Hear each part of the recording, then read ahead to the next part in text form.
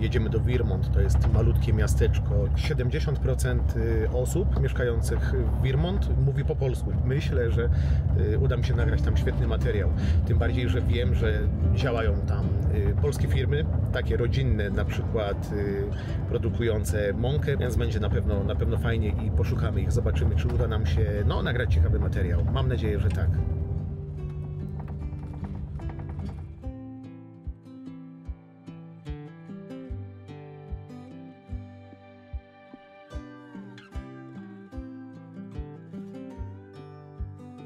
Skąd w ogóle Polacy wzięli się w Brazylii? Gdy kraj ten uzyskał 2 wieki temu niepodległość, miał duże braki ludnościowe. Z tego powodu otworzył się na imigrantów. Brazylia szukała chłopów, którzy mogliby uprawiać ziemię. Polska była akurat pod zaborami, a nasi zaborcy uznali, że warto umożliwić Polakom wyjazd. Brazylia wysłała na polskie tereny specjalnych delegatów, którzy szukali chętnych i pomagali przenieść się do Brazylii. Z możliwości tej skorzystało kilkadziesiąt tysięcy Polaków. Historia Virmont jest unikatowa w skali całej Brazylii. Z poprzednich filmów wiecie, jak Polacy mieli ciężko, byli pozostawieni sami sobie. Emigranci z Włoch czy Niemiec mogli liczyć na wsparcie własnego państwa, które nadzorowało przekazywanie ziemi, dawało nasiona, narzędzia i pomagało w adaptacji. Polacy nie mogli na to liczyć, nie mieli co siać, a zamiast pola dostawali dżunglę do wykarczowania, przeważnie gołymi rękami, bo nie mieli narzędzi. Nie wszystkie rodziny dały sobie radę, ale w tym momencie nadeszła zmiana pod nazwą Niepodległość Polski i Virmont. W 1920 roku utworzono konsulat, a do Brazylii przybył pierwszy konsul, Kazimierz Głuchowski. Od razu zobaczył, jak wielu Polaków potrzebuje pomocy. Postanowił rozpocząć organizowanie polskiej migracji na wzór Niemiec czy Włoch. Powołał towarzystwo kolonizacyjne, zebrał pieniądze od Polonii i odkupił od pruskiego imigranta Frederico Virmonda ogromną farmę, którą przemienił na kolonię i wydał odezwę, aby wszyscy Polonusi, którym nie udała się kolonizacja, przybywali do Virmont. Tak powstało to miasto, które powoli wypełniało się polskimi mieszkańcami. Dzisiaj Virmont liczy niecałe 5000 mieszkańców, z których większość ma polskie pochodzenie. Miasto będę odkrywać razem z Geraldo Zapachowskim, prezesem lokalnego oddziału Braspolu, największej organizacji polonijnej w Brazylii. Spotykamy się w sercu miasta. Na głównym jego placu znajduje się odnowiony dom jednego z pierwszych osadników. Znajdziemy w nim lokalne muzeum.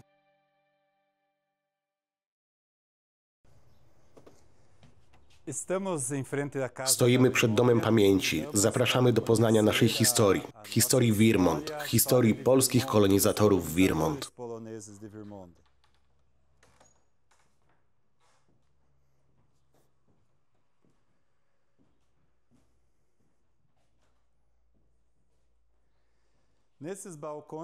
Tutaj znajdują się dokumenty z czasów dawnej kolonizacji, akta dotyczące ziem pierwszych kolonizatorów. Na tym zdjęciu widzimy mapę z wykazem rodzin z pierwszego roku kolonizacji. A tu są pierwsze zdjęcia z kolonizacji, z posiadłościami, zwierzętami, pierwszą szkołą, drugą szkołą i ludźmi przed pierwszym kościołem.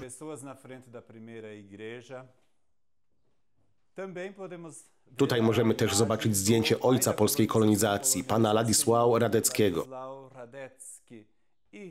To jest zdjęcie domu i jego rodziców. Tutaj jest pierwszy kościół, a tu jest pierwszy konsul polski. Tutaj znajduje się trochę mebli. To taka kolekcja przedmiotów należących do pierwszych rodzin. Są tu szafki, naczynia, maszyny do szycia, miski, stare skrzynie, łóżko, łóżeczko dziecięce. A tutaj trochę rolnictwa ze słynnym polskim wozem. I to jest ciekawe. To jest kręgosłup wieloryba, który jeden z polskich imigrantów kupił po przybyciu do Brazylii.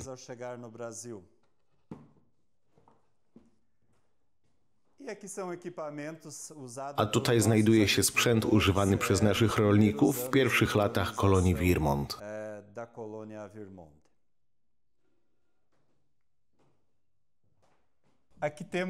Tutaj mamy herb naszego miasta z ikoną Matki Boskiej Częstochowskiej.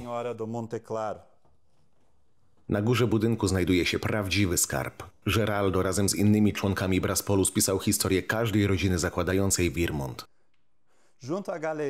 Obok galerii kolonizatorów znajduje się stary sztandar Matki Boskiej Częstochowskiej. Ten sztandar Matki Boskiej Częstochowskiej należał do pierwszego kościoła i pochodzi z około 1930 roku. Był używany podczas procesji. W tym miejscu mamy zdjęcia i krótką biografię 100 rodzin pierwszych osadników. Tutaj mamy rodzinę Bukowskich, którą odwiedzimy niedługo.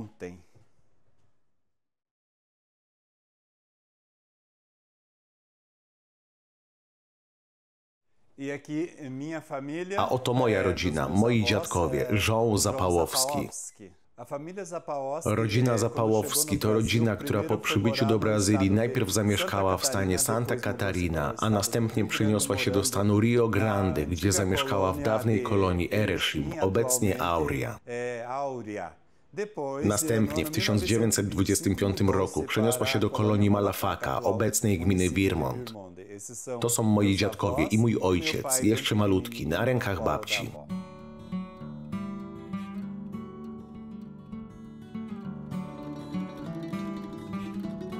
Sami widzicie, Virmont to unikatowe miejsce na mapie. Udało się zachować niezwykle dużo z polskiej historii miasta. Ruszamy dalej, poznamy trochę lepiej historię Zapałowskich. Jesteśmy na linii Zapałowski. Cała rodzina dziadków mieszka tu. Około 33 osoby mieszkam tu. I teraz idziemy do matki. O, dzień dobry. Boa tarde. Boa tarde.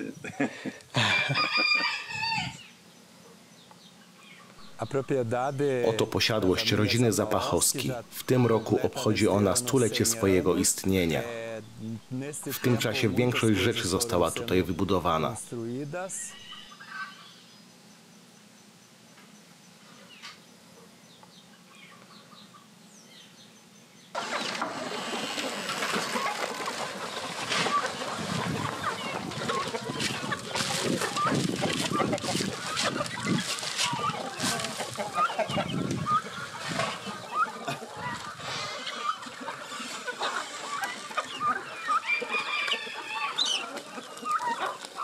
Znam ten kogut?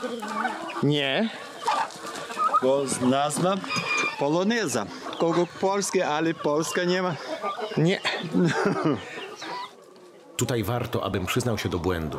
Ten kogut to czubatka polska. Szlachetna rasa polskiej kury, która jak najbardziej występuje w Polsce. Jak widać, podróże kształcą. W Brazylii pierwszy raz jadłem czarninę i pierwszy raz widziałem na oczy polską czubatkę.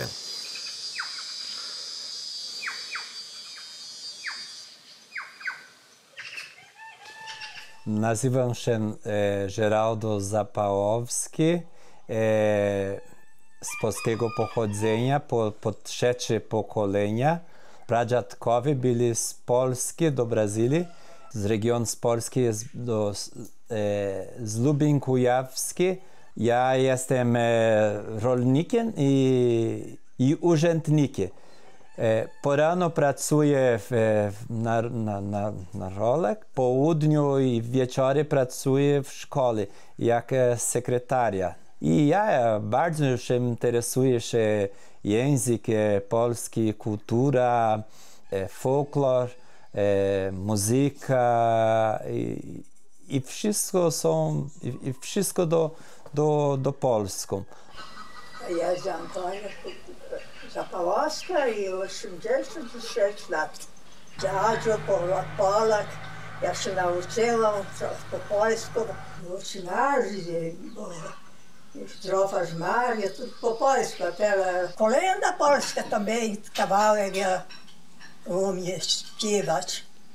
Dzisiaj Betlejem, jest Chrystus się rodził, nas oswobodzi.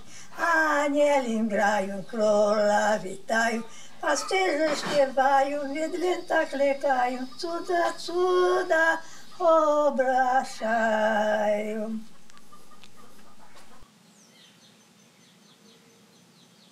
I tak się dzieje, nie? Każdy dzień na polu robił tam ryż, my sadzili i kukurydza, Kartofle, to dobrze tak nie było. Kiedy przyjdziesz, czy Pan Bóg przyjdzie pomóc i może już czas twój, to ja się...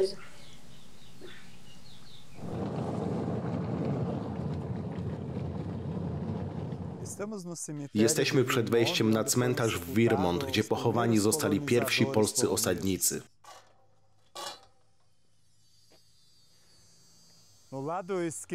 Po lewej stronie pochowani zostali Polacy, wszyscy z nogami skierowanymi w stronę ojczyzny, w stronę Polski. Ten grób należy do jednego z pierwszych nauczycieli w kolonii, Henryka Krygiera. Jest tu też jego żona, która była siostrą Władysława Radeckiego, panią Sofią Radecką. Stoimy przed grobowcem rodziny Radecki. Jest tu ojciec Władysław Radecki oraz jego brat Aleksander. Jest tutaj też córka i żona Aleksandra Radeckiego.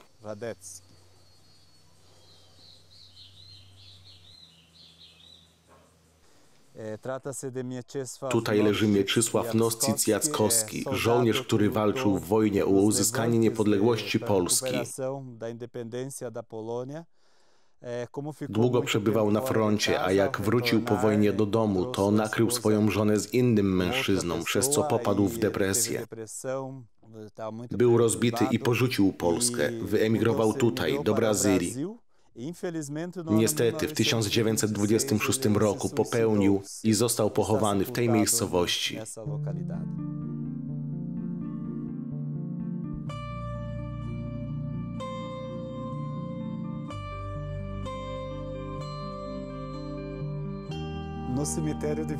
Na cmentarzu w Virmont znajduje się mała kaplica, w której mieści się pomnik polskich imigrantów. Znajduje się na nim tablica ze 158 nazwiskami osób urodzonych w Polsce, którzy są pochowani w naszym regionie. Pomnik ten jest hołdem na stulecie kolonizacji polskiej. Obraz jest dziełem Drabeckiego, przedstawiającym wyjazd rodziny z Polski, pozostawienie Polski za sobą i wyruszenie do Brazylii.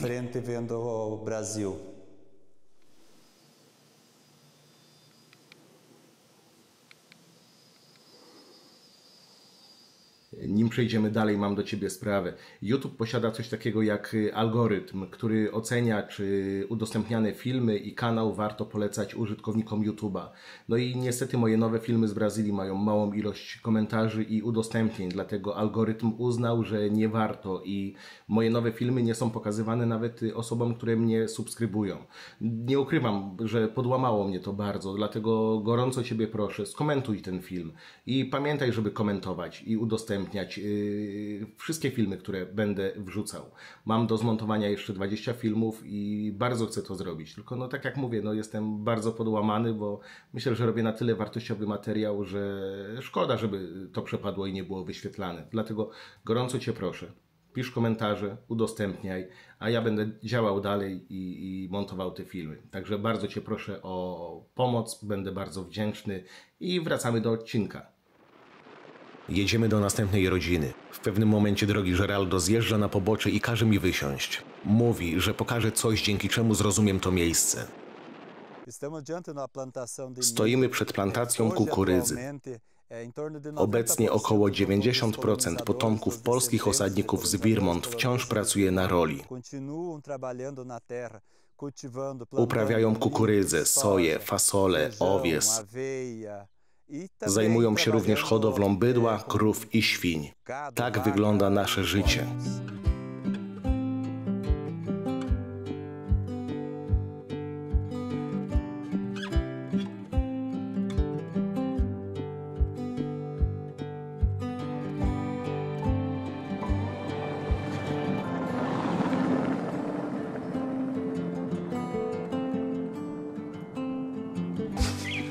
Dzień dobry. Jakub Bukowski. Przyjmą. Jakub Bukowski.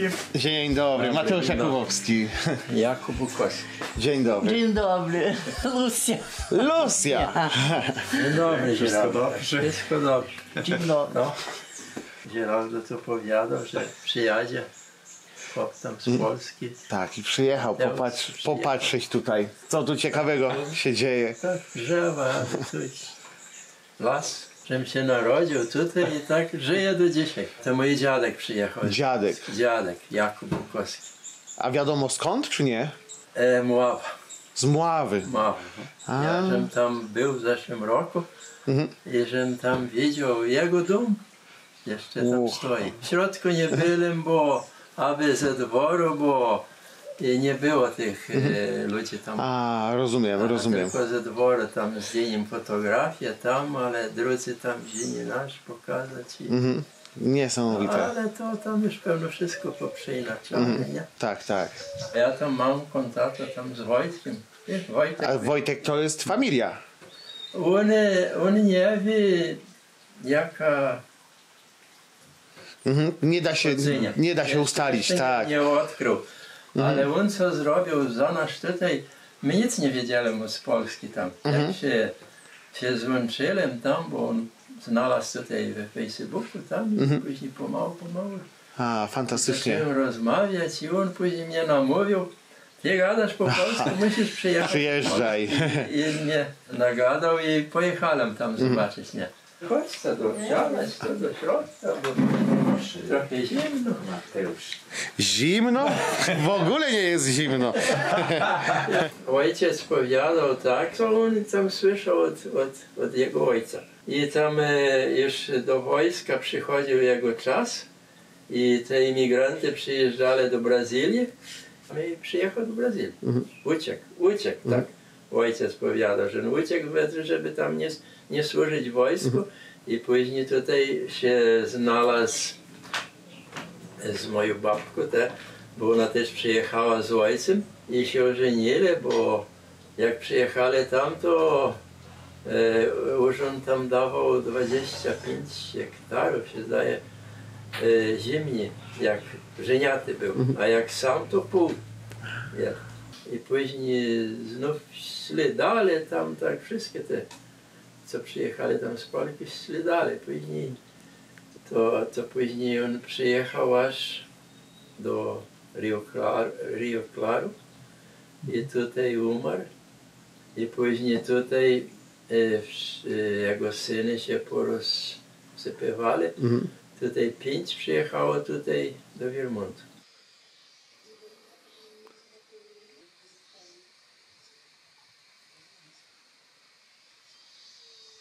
Ja tutaj jestem naprzeciw domu mojego ojca. To miał dom, co oni spali, bo to kiedyś było osobno. I tam kuchnia, co oni palili ogień, gotowali tam. I to już ma jakie 90 lat te budowanie. I to jego pierwszy dom był tutaj. Wychował wszystkich naszych braci. I tutaj wszyscy my się wychowali. I ja, żebym się urodził tutaj, w tym miejscu. I ja mieszkam do dzisiaj tutaj, w tym miejscu, gdzie mój ojciec mieszkał. Jak pan chce, to możemy zadzwonić tam do Wojtka, to on tam odebierze, będziemy rozmawiać z nim. A no to bardzo chętnie, bardzo chętnie. O, ja idę do pana. Jak się okazuje, ma tu miejsce mały fortel. Pan Wojtek Bukowski umówił się z Jakubem, że zadzwoni do mnie, żebyśmy poznali się osobiście. Pan Bukowski interesuje się Polonią w Brazylii i śledzi moje filmy. Do mnie na Messengerze napisała Fatima Bukowski z Brazylii i poprosiła mnie, czy ja mogę odszukać jej rodzinę. Byłem zdziwiony, no ale skoro jest to samo nazwisko, to postanowiłem jej pomóc. I poszukałem taką osobę, która zna się na tym i zleciłem jej poszukanie rodziny. Po jakimś 2 miesiącach dostałem pełną informację, datę urodzenia, gdzie mieszkali, imię ojca, tak dalej. I w ten sposób mogłem im pomóc. Także no, cieszę się, że tą rodzinę mogłem połączyć. Warto dodać, że odnalezienie rodziny było szczęśliwym przypadkiem. Zazwyczaj to się nie udaje z powodu braku dokumentów i wiedzy, skąd pochodziła rodzina.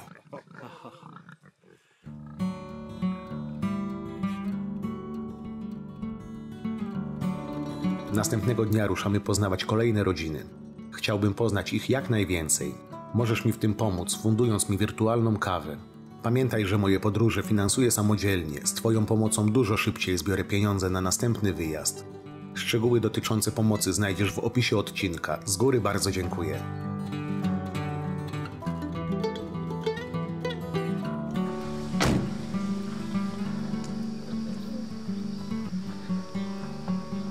Dzień dobry.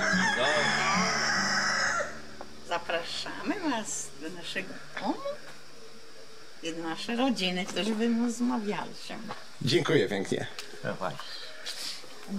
Familia Misiński. Ja się nazywam Ludwika Drabęski, moja synowa Dajona, mój wnuczek Pedro Augusto, mój syn Lucas, drugi syn Enio, moja synowa Terezinha Wydeszewski i moja sogra Stanisława Dąbrowska i mój, no powiedz twoje imię tam. Eduardo.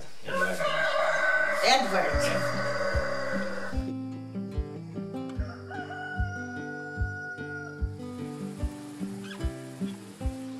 Moja babcia była tam z Polonii, ona przyjechała tutaj w roku 1915, tutaj musiała uciekać tam ze swoją mamą, bo była wojna tam. Meu pradziadek przyjechał z Polski w 1905 mais ou menos i depois przyjechali tutaj w Vermont. Tutaj mój ojciec, kiedy przyjechał, tutaj 2 lata miał. Robili dziadki na polu i wszyscy pracowali. Kukurydzę, szabel, wak, sprowa i świnie. I tak się żyło i tak my jeździmy tutaj w tym samym miejscu. Teraz już prawie nie pracuję więcej, bo już lata naszły na plecy, nie? Się ciężkie robi. Było dobrze, dopóki też mój mążu razem robili, to i dużo lat razem robili dobrze.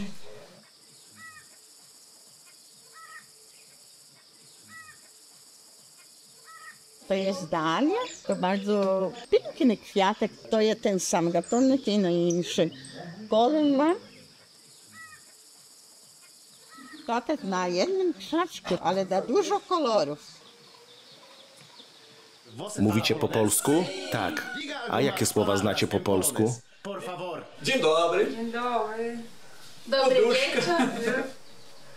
Dziękuję. Kawa, piwo. Kapusta, szałanka. Dobranoc. Dziękuję.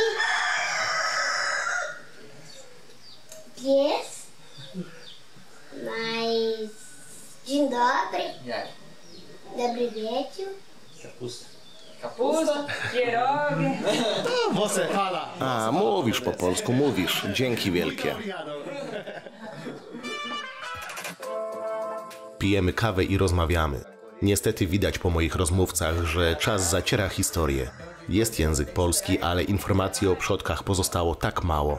Powoli zaczyna się ściemniać, dlatego ruszamy dalej.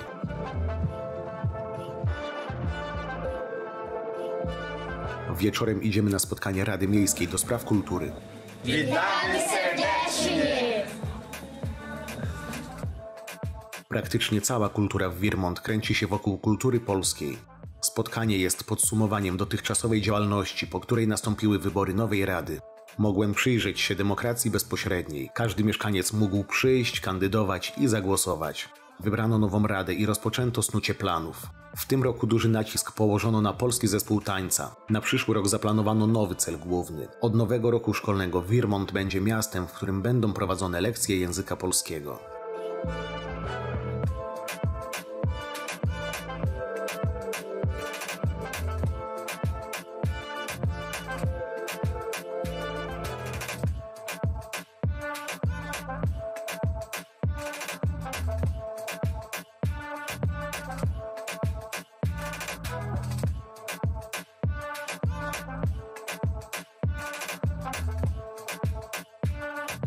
W Brazylii popularne jest drukowanie pamiątek na płytkach ceramicznych. Taki piękny prezent dostałem. Zaproszono mnie na środek sali, żebym opowiedział o swoim odkrywaniu Virmont. Podziękowano mi za przyjazd i takie cudo dostałem. Wczorajsze zdjęcie z Muzeum Pamięci. Pięknie dziękuję. Wrócę do Polski i znajdę na to dobre miejsce.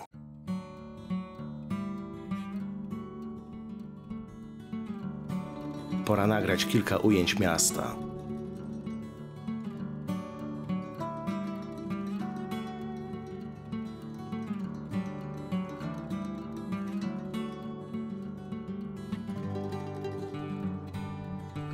Odwiedzamy kościół. W środku znajdziemy obraz Matki Boskiej Częstochowskiej.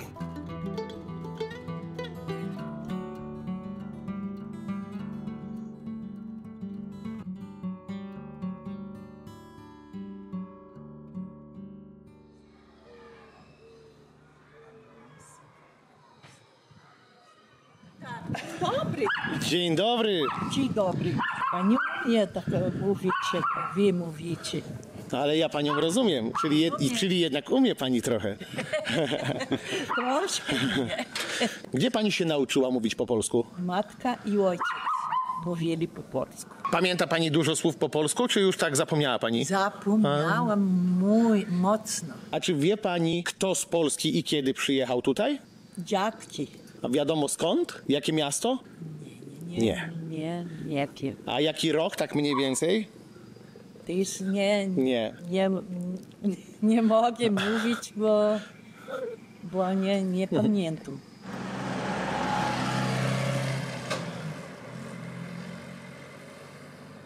Ja tutaj, aby robię w domu. Jestem trzecią rodziną z Polonii. Moje dziadki, Mierzwy i Palińscy przyjechali z Polski. Mój ojciec przyjechał do Curitiby, a moja matka Rio Grande. I przyjechali na Virmont. I tutaj oni się znaleźli, ożenili w kościele. Od wtedy tutaj my mieszkamy, a z tego do teraz, nie? Pani życie, czy jest pani szczęśliwa? Ja jestem mocno wesoła. Ja nie mam za co smutna być. Nie mam za co. Moje życie zawsze było dobre.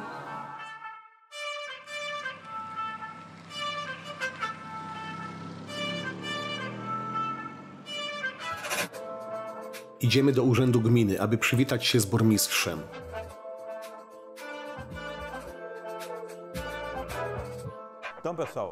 Witam Państwa, nazywam się Fernando Mierzwa. Jestem burmistrzem miasta Virmont w stanie Paraná w Brazylii. Moja rodzina pochodzi z Gorlic w Polsce. Chciałbym również powiedzieć, że nasze miasto jest bardzo spokojnym miejscem, a jego mieszkańcy są pracowici i gościnni. To bardzo dobre miejsce do życia. Nasza gospodarka opiera się praktycznie w 80 lub 90% na rolnictwie. Nasza polska kultura jest tutaj bardzo żywa. Zachęcamy do tego i kultywujemy to, aby nie zapomnieć, aby to nie umarło. Dziękuję Mateuszu za wizytę. Zabierasz naszą gminę prosto do Europy i przekazujesz informację, że nadal mieszkają tutaj Polacy i mówią płynnie po polsku, tak jak rozmawiali z Tobą w rozmowach. Dziękuję bardzo za wizytę.